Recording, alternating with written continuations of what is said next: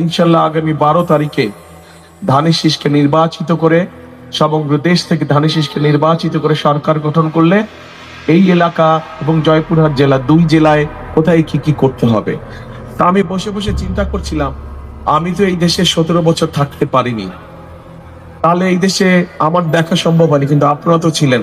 তাহলে গত 17 বছর হলোটা কি দেশে? এত যদি জাবি দেওয়া হয়ে থাকে তো হলোটা কি এলাকার? কিচ্ছু হয় নাই। কেন কিছু হয় নাই? হ্যাঁ, কেন কিছু হয়নি? কারণ কারণ এই যে আপনারা যে 12 তারিখে ভোট দিবেন, ভোট দিয়ে আপনারা আপনাদের প্রতিনিধিকে নির্বাচিত করবেন, যেই প্রতিনিধির মাধ্যমে আপনারা আপনাদের এলাকার সমস্যাগুলো সমাধান করবেন।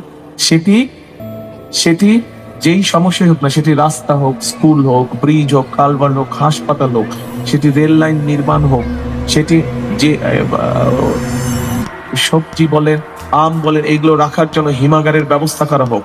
অর্থাৎ যারা এলাকার মানুষের দলমত নির্বিশেষে সব মানুষের বিভিন্ন সমস্যাগুলো দেখবে, তাই তো? এরকম মানুষই তো আপনারা চান, তাই না? যারা এলাকা দেখভাল করবে। সেই জন্যই আমরা দেখে শুনে বুঝে আমরা জয়পুরহাট থেকে 2 জন এবং নওগাঁ থেকে আমাদের দলের 6 জনকে আমরা নির্বাচিত করেছি, যাদেরকে এবার আমরা ধানের শীষের তুলে দিয়েছি। আসেন তো ভাই, আপনারা একটু সামনে আসেন তো। 6 জনে 8 জন, সরি 2 জন আর 8 জন, শুধু প্রার্থীরা, অনলি প্রার্থীরা। দাঁড়ান, আমার পাশে দাঁড়ান।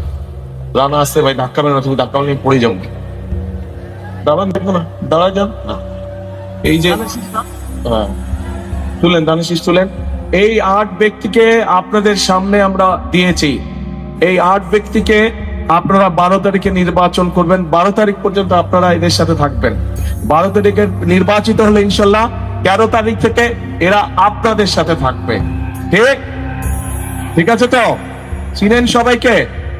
এদের দায়িত্ব দিয়ে দিয়েছি। নির্বাচিত হবে, নির্বাচিত হওয়ার পরের দিন থেকে এলাকার উন্নয়নের জন্য তারা কাজ শুরু করবে। কাজে আমরা কি এই 8 জনকে নির্বাচিত করবো ইনশাল্লাহ 12 তারিখে?